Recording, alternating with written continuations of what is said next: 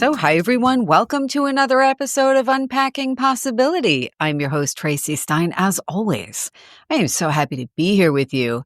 So, tonight's episode is especially exciting for me because I am bringing back my good friend and co host of my other podcast, Kathy Kelly. So, some of you may already remember a Halloween episode Kathy did with me on this podcast a few years ago.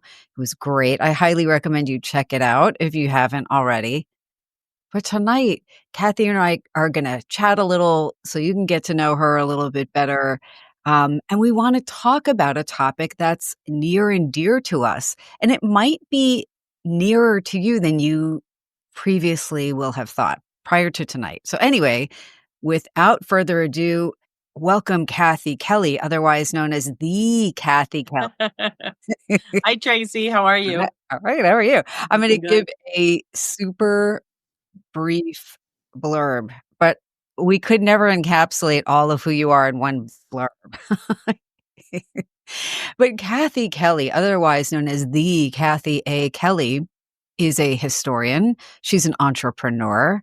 She is also the proprietress and founder of the Paranormal Museum and Bookstore in amazing Asbury Park, New Jersey. Also, founder of the original Asbury Park Ghost Tour. So as I mentioned, Kathy is my co-host for our other podcast, and she has another one in addition to that herself. But I was going to say new podcast, but it's almost a year old. It'll be a year old May 4th, which is crazy. That podcast is called Curious Explorers. And in that podcast, we explore everything from history and mysteries to the paranormal. We have just under 76,000 subscribers on YouTube. So if you like videos, please check us out and give us a follow there. But tonight, Kathy and I'm hoping we'll talk about why we started that podcast and why it might be a fit for you as well. Because whatever you think paranormal experiences or beliefs are, they are much more common than most people would think. So we'll talk about what that means, some common examples, why we started the podcast and more. So I'm going to come back over to the virtual room. Kathy, thanks for joining me. Oh, thanks for having me. So good to see you. It's so interesting to see you in a different virtual setting, even though it's the same one. But it's slightly different. I notice you have a new background with, it looks like the Loch Ness Monster, Nessie. Actually, no. This is actually, this is one of those weird cases, and one of the few cases where a cryptid has actually been accused of violence. And this is a drawing by a young man who was involved in something that led to the deaths of 4 of his friends. And he claimed that this creature actually came up out of the sea and took them.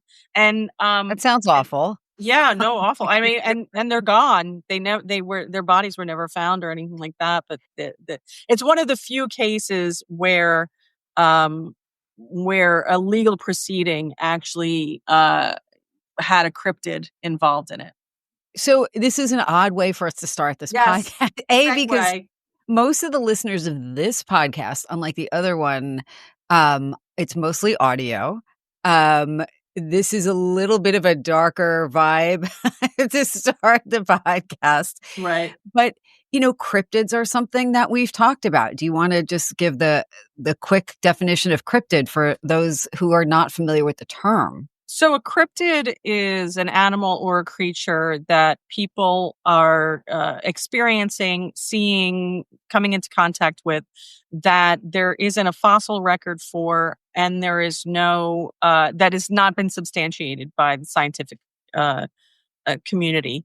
Bigfoot would be an example of a cryptid, but I would argue so would say giant panda, which was a cryptid until it was until they found one and determined that it wasn't a mythological creature. The coelacanth was a creature that was considered to be extinct until I think about 1949, 1950, where they actually caught one off of I don't really remember where in Africa. It was off the coast in Africa. Now several more have been caught, but so there's lots of animals that either are believed to have been are believed to be extinct, and people are still seeing them, or really there's no record or anything like them in the animal kingdom right now. But people are still claiming to see it. Loch Ness Monster, Yeah. and that's what the drawing behind you for anybody who will only hear the audio, that's what that looks like. It looks like a Yeah. very cute Yeah, it's drawing of adorable. It's a and there's a the Loch Ness buoy Monster. behind it, it was I would say it's a very standard cartoon sea monster, that Yes. is drawn. And I think that's, maybe that's a good way to start talking about the paranormal because I think that's what a lot of people think about when they hear the term paranormal, but we could just as well say, I mean, there are parts of the paranormal that we would just talk about as a spiritual Mhm. experience, experiencing a deceased loved one after, the spirit of someone you've loved after they've passed away. And that's actually one of the most common types of experiences. So Or there's a huge range. yeah, or having following your gut instinct. Something that just Absolutely. kind of, like some sense of impending, you know, problem or trauma that you pay attention to that, saves your life. That's ESP or just eh, guessing right every time a coin is flipped. All of that would fall into the paranormal. And in fact, I would say the coin actually falls into probably the most uh, convincing evidence of paranormal, that paranormal research or paranormal studies have come up with. I mean, the Rhine Institute and whatnot actually did coin flips to see if there was if there was statistical, y- if they could prove it through statistics that people have those types of experiences. Yeah, I mean, it's paranormal is such a hugely broad umbrella, but it has a connotation of something being bizarre or, for some people sinister, and it doesn't necessarily have to be either of those. Like you said, gut feelings. Right. Um, I'm just trying to think. There was something energy healing. Hmm. I would argue that, and some people will disagree, but we just did an episode a few ones back on energy healing and the Hmm. science showing that there is an effect. And Right. but that also because it's outside of the mainstream and it's talking about something that is outside of our normal sensory ability or perception. So we as far as we know. Yeah, and Um, I think that a lot of times paranormal, yeah, it does have a spooky connotation to it. I think it also has a anti-intellectual kind of or a non-intellectual yeah. uh feeling about it, or that like I'm looking at the pictures, and for those of you who aren't seeing this, I have a smorgasbord of weird pictures behind me, including the Jersey Devil and some spirit photography, and a lot of this is actually research into some of the other things that we're going to be covering. But there's also uh, this idea that if you study or are involved in the paranormal in some way, or not involved in the paranormal, but if you're involved in the paranormal from a from a belief perspective or a studying perspective, that in some way you're not as necessarily as educated or as intelligent or whatnot. And I think that that's kind of like really bad PR.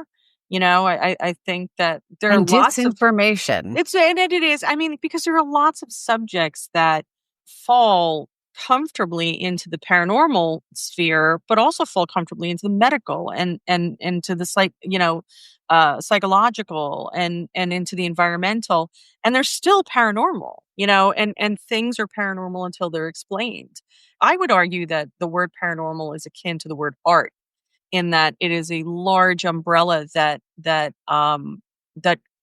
covers a lot, and there's a subjectivity to it, so that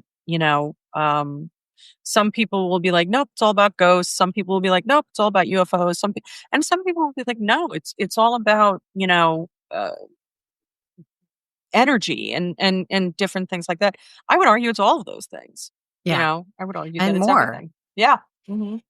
And I want to just point out again, you're somebody with a graduate degree in history. You are a historian. You really take a more in-depth and serious approach to these things. And in fact, just for people who don't know what we did this past weekend, Kathy and I, as people normally do, of course, Cool. So how went do you spend your to Saturdays? a historic graveyard in Morristown, New Jersey, for anybody who wants to check it out. A lot of Revolutionary War and other gravestones there. And, Kathy had this incredible background, not only on this very unfortunate historical event. It was a crime, a kind of brutal one, but reported haunting there. But Kathy, you also have more knowledge of headstones and the Yeah. art on headstones and the different periods in history that, where certain things were significant on them.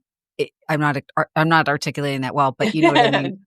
Yeah. But more than anybody I know.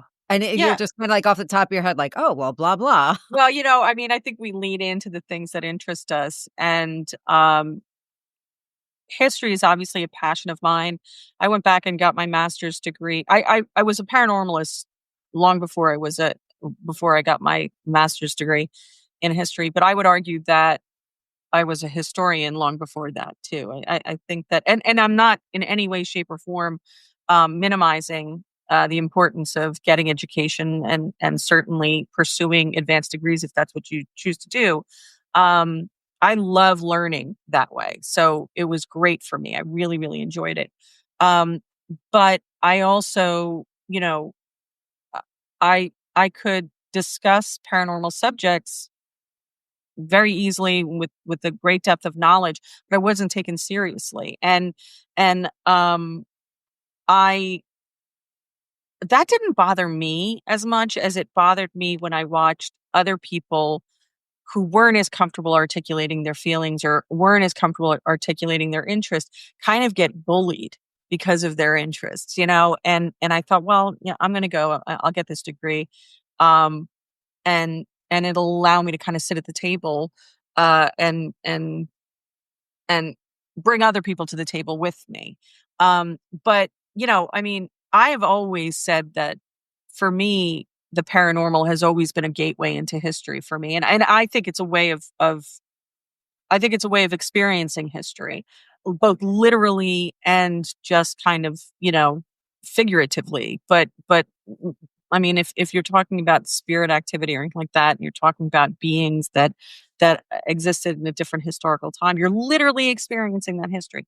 But I can't think of a better way to spend a Saturday afternoon than wandering through and in a really well protected kind of isolated for being in the middle of a bustling little downtown. Oh, yeah. It's almost completely hidden, and it is one of those crossroads of the American Revolution kind of graveyards where there's amazing artwork, and when you think of it in someone's lifetime, probably in the 18th century, late 18th century, they wouldn't be buying sculptures, they wouldn't be buying artwork. So one of the biggest expenses that they would have would be the monument to them after they've passed. And so when you look at those, and the ones that we saw were really stunning and really wonderful works of art.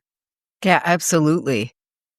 These stories are more than just casual kind of things. They become integral parts of communities, and to me, that's a big part of the paranormal is the stories that continue to get told over and over. Yeah, absolutely. And what I wanted to do is just, I've spoken probably very briefly on this podcast on unpacking possibility about my own kind of transpersonal experiences, intuitive experiences and so forth. Not in the same way or to the same degree as on Curious Explorers, but you and I got involved in wanting to do this podcast. We met shortly after you opened the Paranormal Museum and bookstore, or the bookstore first and then the museum in Asbury Park. We hit it off. We both had, I think, just a natural curiosity about things, albeit from different perspectives and professional perspectives. But, you know, I think we've talked to people and we've heard from people who've subscribed to Curious Explorers about how, um, not only how common it is to have these kind of experiences that are outside the realm of every day for most Mhm. people, right?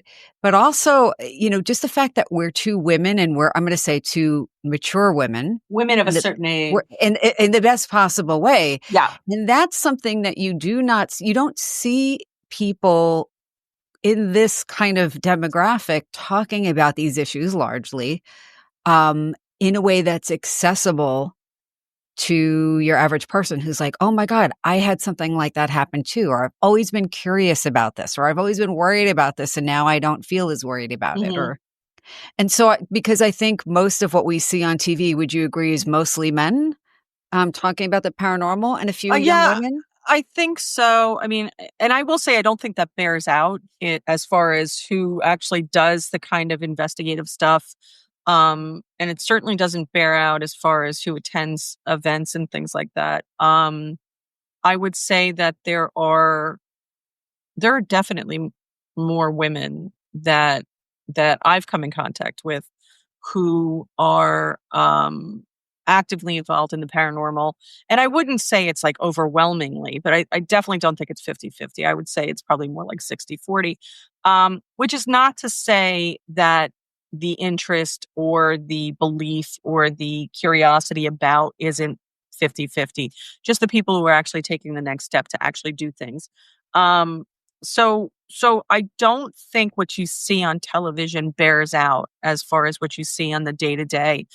I'll say I think when it comes to people who just kind of come up to me and talk about what their interests are, it's every it's every age, it's every, it's men, it's women, it's kids, it's I think, the television shows have mainstreamed this stuff quite a bit so that you find, that families have an actual interest together.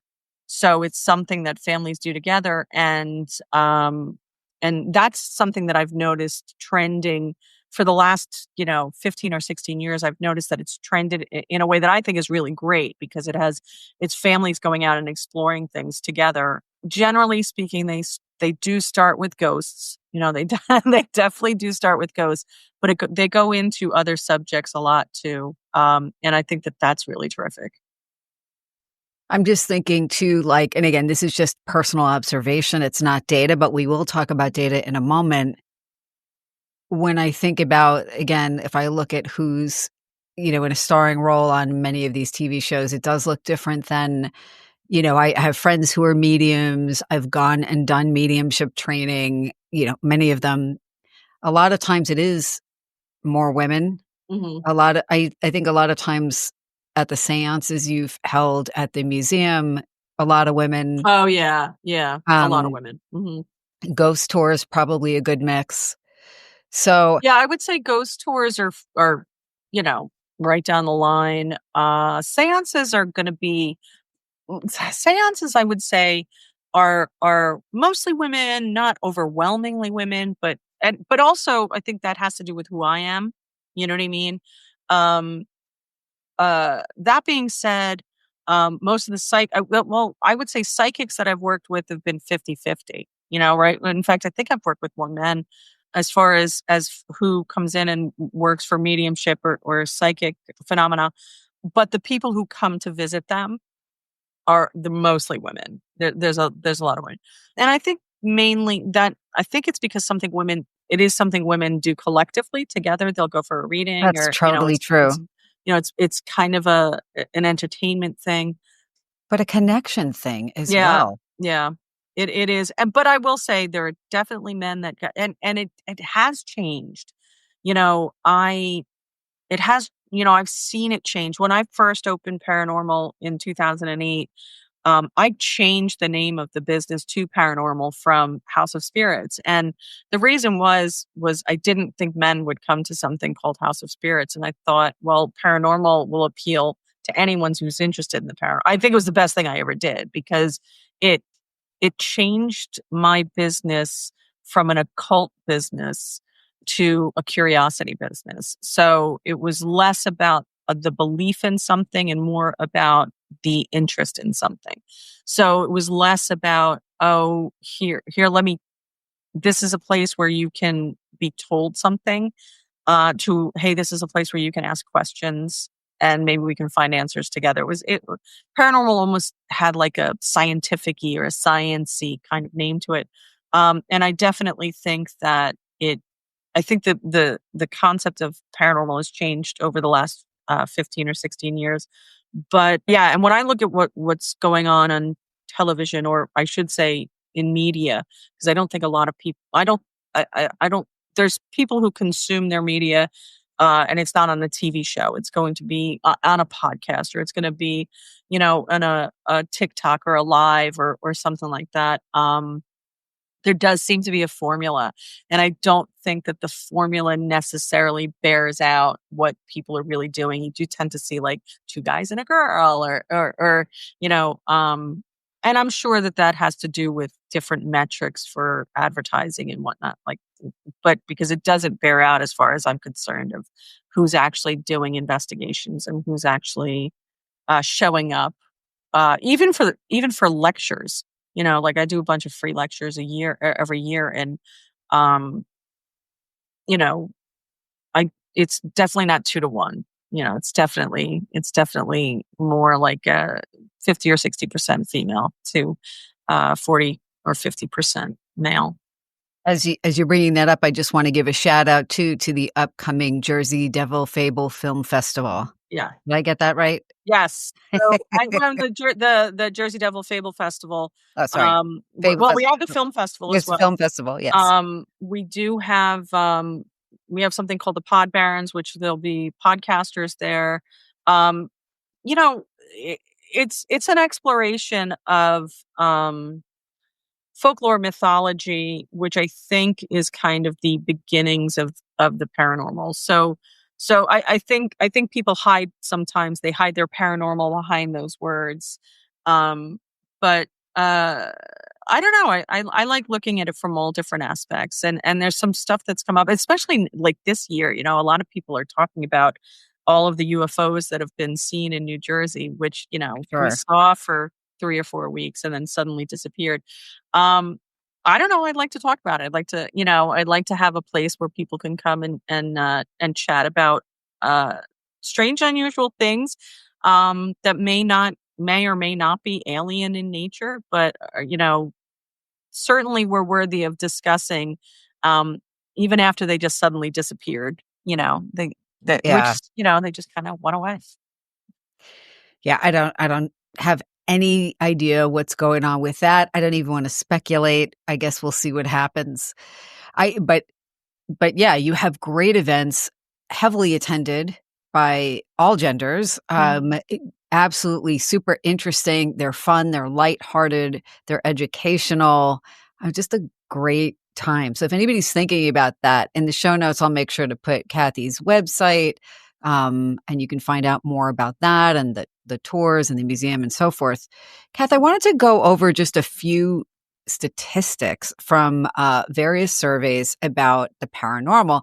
I'm sure you are already familiar, but also for the listeners and as kind of just a way of explaining, like, okay, who really believes in what? What does this mean? What are we talking about again when we're talking about the paranormal? Okay. Basically, in this U.gov survey of 1,000 people, a pretty representative sample of people in the United States, adults, it was online. And there were two related surveys. And in the first one, they asked people about, in an open ended kind of fashion, what kinds of paranormal experiences they had had. And the answers fell into broadly 13 categories of paranormal experience. And so they did a follow-up survey and found that I'm going to say 67% of people had had at least one type of paranormal encounter. Some people had had more than one. Out of people who had had paranormal encounters, a quarter thought they had lived in a house that was haunted. About 29% reported having more than 5 encounters with a spirit or a ghost. 35% believe there was a supernatural explanation for the paranormal types of phenomena they'd experienced. 30% thought spirits that they had encountered were actually good versus evil. And again, this is not my wording, this is the wording of the survey. And then another 27% of those people who had experienced some sort of otherworldly encounter said that they had encountered a mix of good spirits and bad spirits. Again, by their definition. But it was interesting because, over a third, 37% of Americans in this sample said that they had felt the presence of an unknown energy or an unknown being. And I'm going to give you some examples because when I say it, just like an unknown energy, a lot of people are saying, well, I can't relate to that. But what I'm going to say next, I think a lot of people could relate to. I think this is one of the most common types of experiences people have. So somebody was quoted as saying, I woke up immediately after my grandfather passed away and felt something was in the room with me. I saw what looked like heat waves hanging in the air beside the bed. And I think this person attributed this to the presence of their grandparent.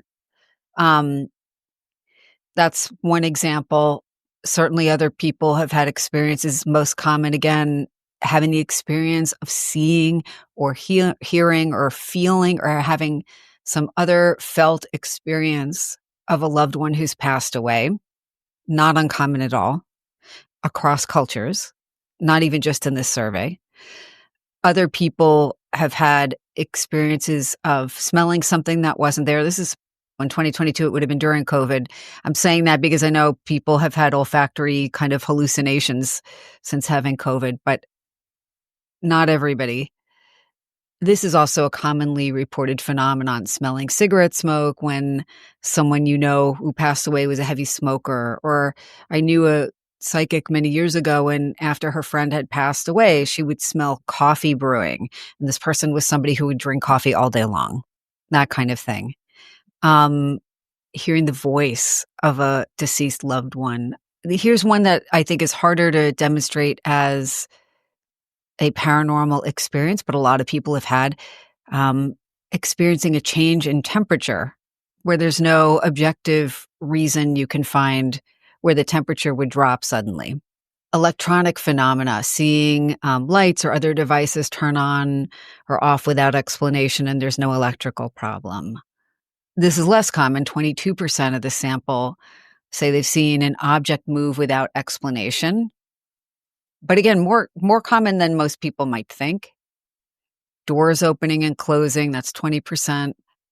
And according to another survey, 42% of people believe in UFOs or unidentified flying objects. Now it's also called UAPs, unidentified aerial phenomena. And then in this real clear poll, and then I'll stop here and again, we'll chat about it, but over 70% of people in a 1,000-person sample reported believing in the devil, like the incarnation of evil, I guess. I don't know how else we would describe that. And in that same sample, 84% reported believing in God. So there's a lot more we could talk about with this, but the point of naming all of these statistics and giving examples is that there's a huge range, again, even beyond what we were talking about, of things that fall under the paranormal umbrella, but they're actually pretty common. Mother's intuition was not in the survey, but I think that's extraordinarily common. Yeah, I think what's interesting is, a couple of things. One, what depending on the words that people used when they were doing these polls, right? So if you do something, you're like, oh, it's a paranormal experience, you might get people who are more resistant to that than just saying, hey, have you ever followed your instinct? Have you ever known who was going to answer, who was going to be on the phone before you picked it up? Have you ever not gotten on a plane, or, something along those lines, where if you're not prefacing it with the idea that the phenomena that they're experiencing is paranormal in nature, you might get a different. And I don't know the poll, so I don't know. Absolutely. But what I do think is interesting is how personal the experiences that people have. It's It's it's something. It's my grandfather. It is. I had this sense. It was something that was related to me, and that why it's so difficult to quantify paranormal experiences is because they're subjective and they're Yeah. personal, and they're not something that exists. It's not gravity. It's like art. It's going to be very subjective. It's going to be very personal, and because um you know I've had a few experiences in my life that when I verbalize them to try and explain them, they don't sound as profound or as convincing as they were to me. You know, like if you've ever tried to describe a dream and you start talking about this dream and you're like, oh, and you were there, but then you were a unicorn, and then you were, and then you were a coal miner, and in the dream it makes sense to you. And even Yeah. in the telling of the dream, it makes sense because it's not a literal representation of something. It's the fluidity of the message of the dream. And you as the receiver gets it, right? Because there is a unique language that is just between you and the dream. And I think in a lots of cases, when you're having a paranormal experience, or when let's not even just say a paranormal experience, when you're specifically having what I would describe as a spiritual and energetic experience, meaning that you're communicating in some way with a non corporeal being, okay? And especially if it's someone that you think that that language that you have is not a literal language. It's a nuanced language of images, sights, sounds, and feelings, right? So I lean into those experiences. I would say that the most commonly reported paranormal experience that people talk to me about is a sense of presence. And I don't throw away a sense of presence because, as a human being on planet Earth in 2025, I pay attention to when I feel someone is around me. I pay attention to that for my security. I pay attention to that for their security. I pay attention to that because it's part and parcel of living in this world. And so when someone else says that, especially when they're like, I knew there was somebody at the door and I opened the door and there was nobody there. Um, it's so easy to throw that away. But if you were sitting in that room with them and they were like, I think there's someone behind that door, you would probably trust them. And so I find that it's interesting the things that people report in that poll, because to me that's a very narrow part of paranormal study. It's an interesting one, and it's probably the one that we're mostly interested in, which is the things that directly impact us. I think it's interesting that you have people who believe in God, and maybe they don't believe in the devil, or vice versa, or they. I think it's really interesting that I've met good ghosts and I've met evil ghosts. What about just regular, what about just some guy walking down the street? Which, because I think the paranormal is probably less, um, less miraculous, or less, I think it's more mundane than we, give it credit for being, because if it does exist, then it kind of exists, right? And it's just right there with us. Um, I do think that when people have those experiences, they when they have a large enough experience that it shifts their interest from interest to belief, or interest to like, wow, I really have something, this really changed how I see things.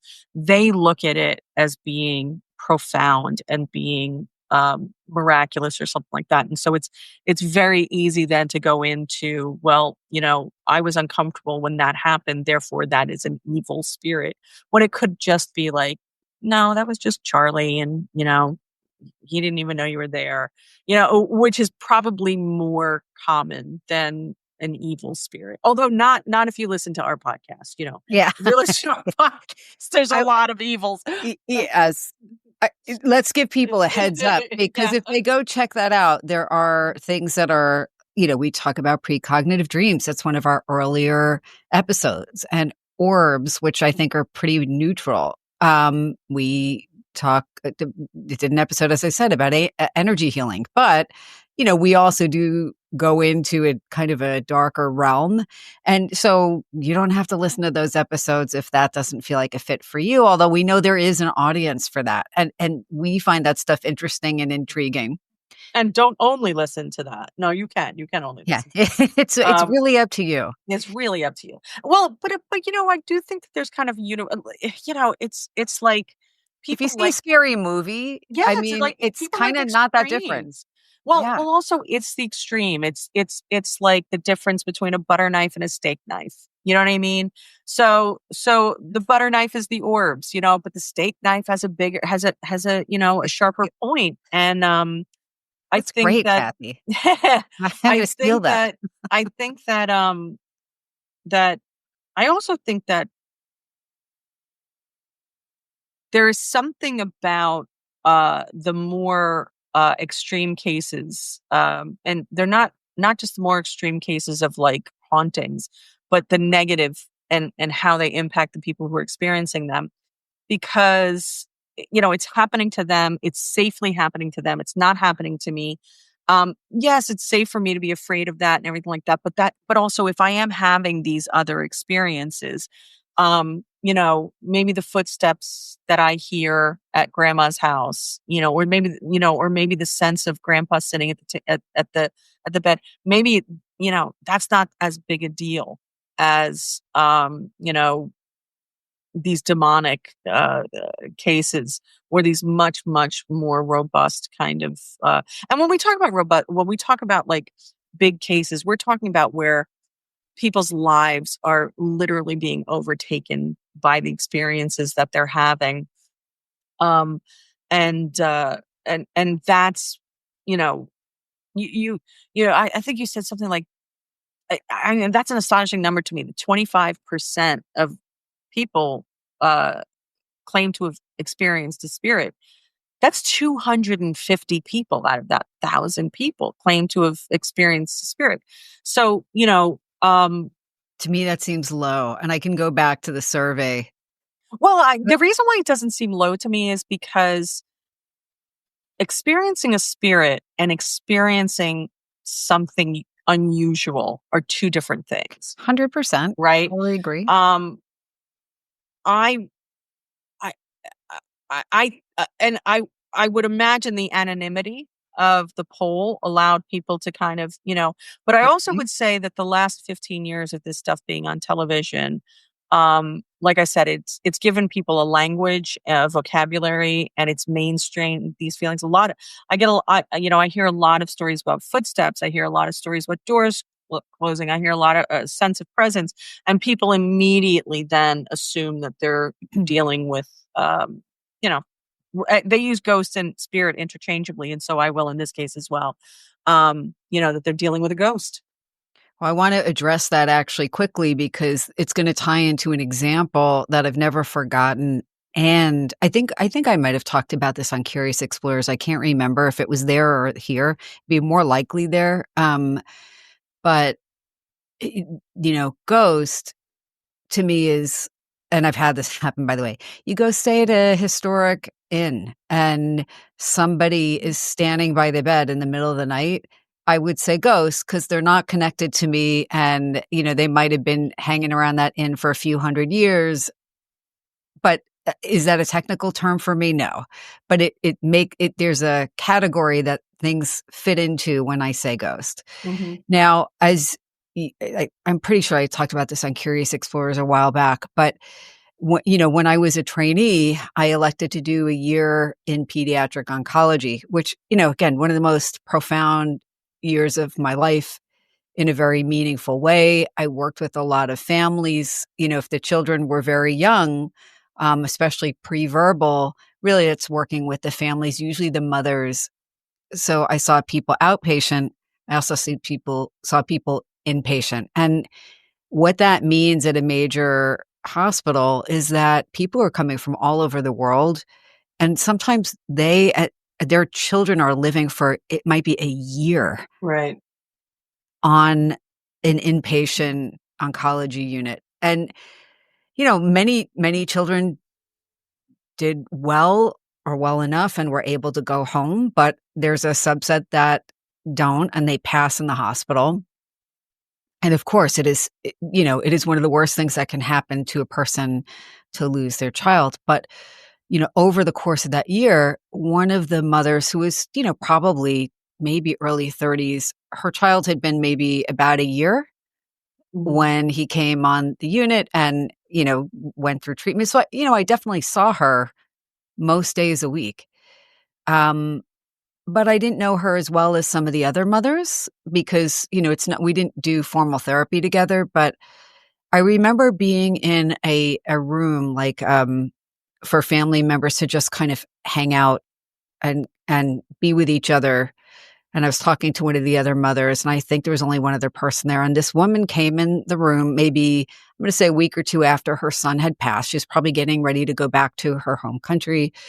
Um, and she saw me and she said, "Can I talk to you?" And I said, "Of course." And she said, "I want to tell you something, but you're going to think I'm crazy." And I said, "Whatever you're going to tell me, I absolutely will not think that." And I meant it. And basically, she, of course, had been devastated to have gone through all of this and then have her son pass, at a toddler.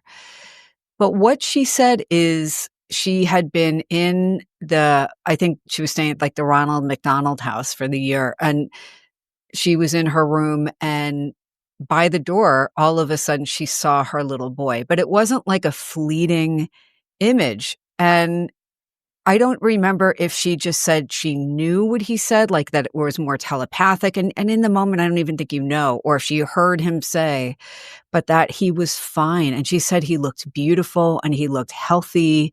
And she felt such a sense of peace. And then, that was it. And then he was not there, but it was more than like a split second corner of the eye, sighting. To me, that's a spirit. You and I would probably agree that the spirit of her son. And there are people who would say, well, a grieving brain.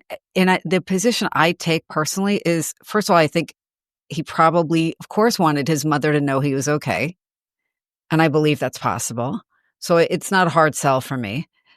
But even if her mind created the experience she had needed, it was profoundly healing and transformative and necessary.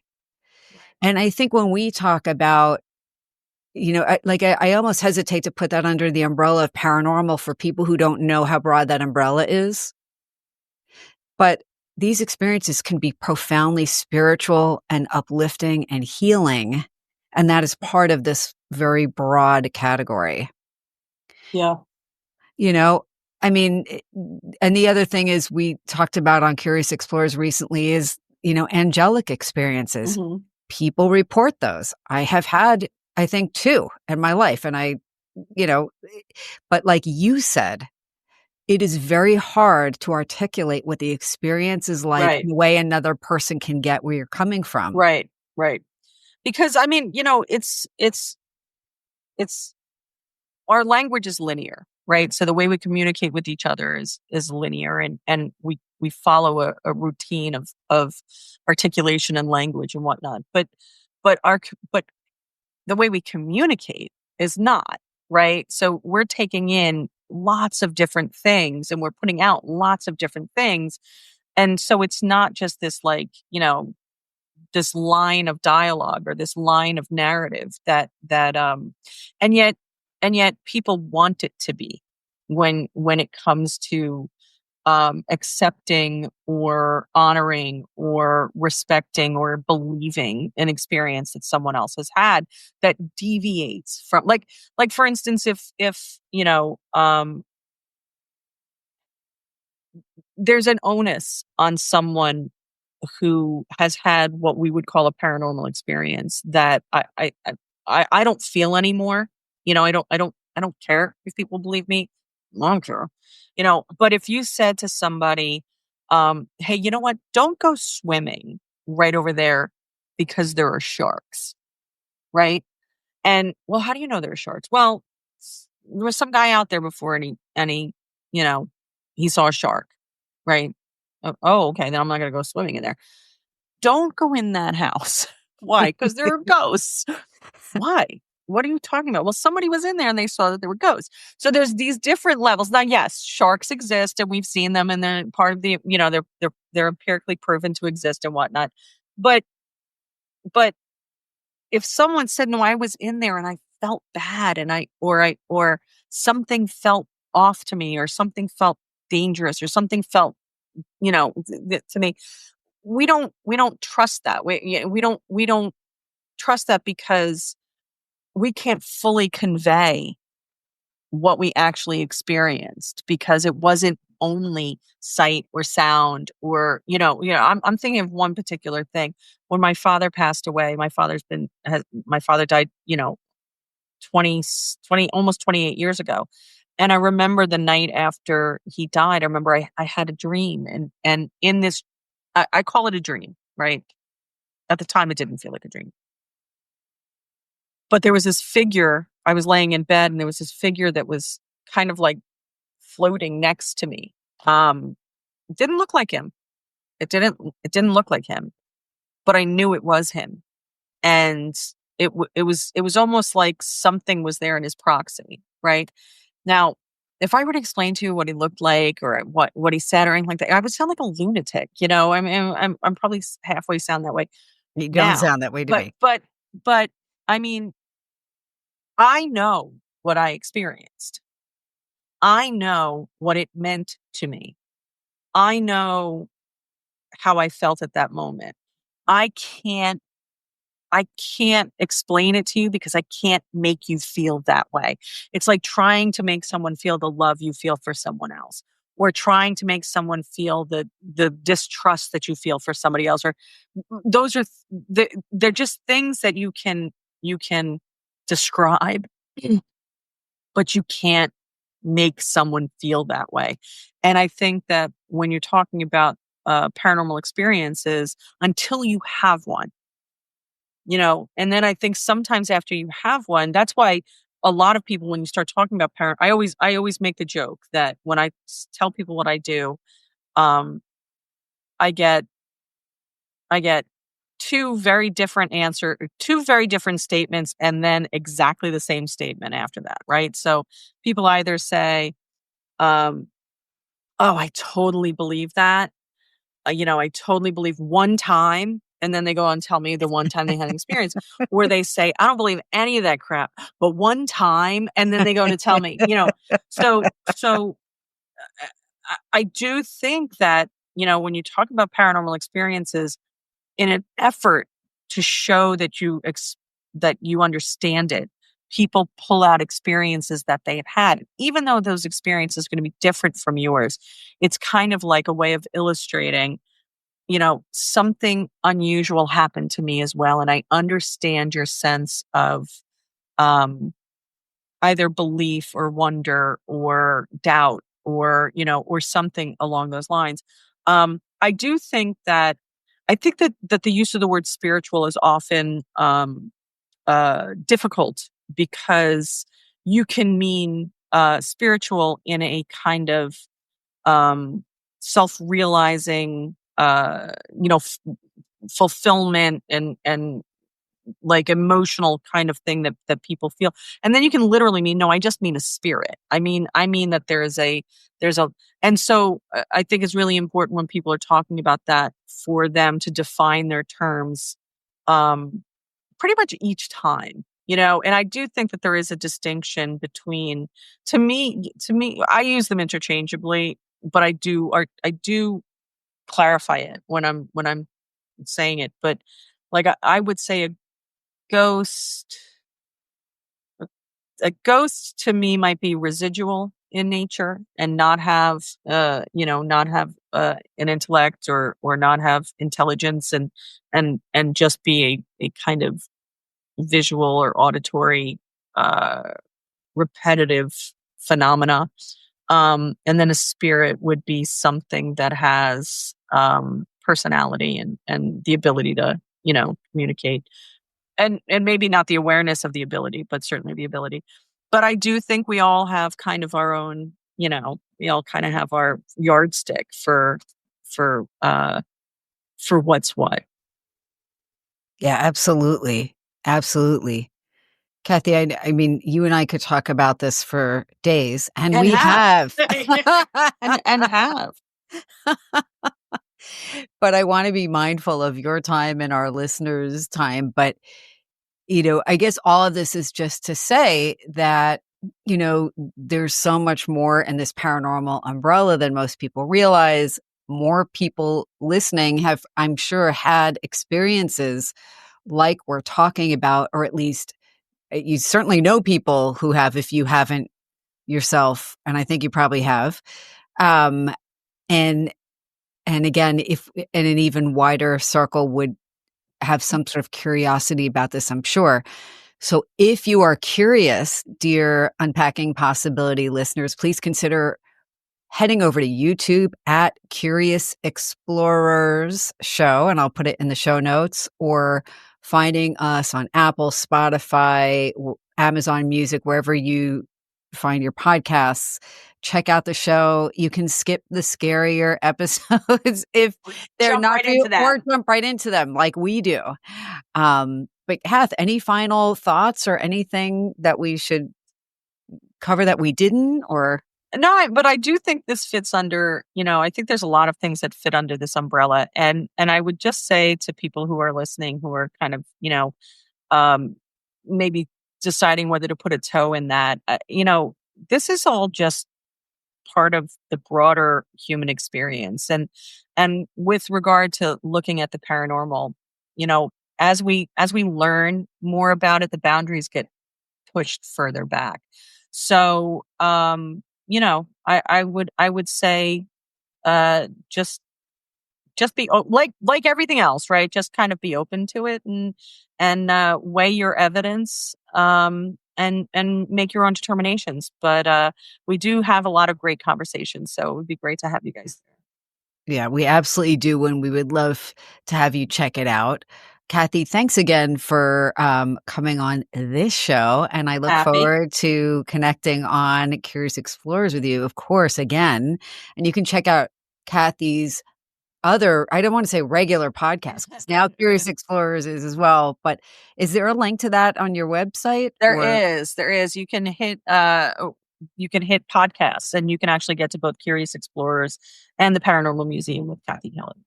Awesome. So, Kath, thanks again. This has been another episode of Unpacking Possibility.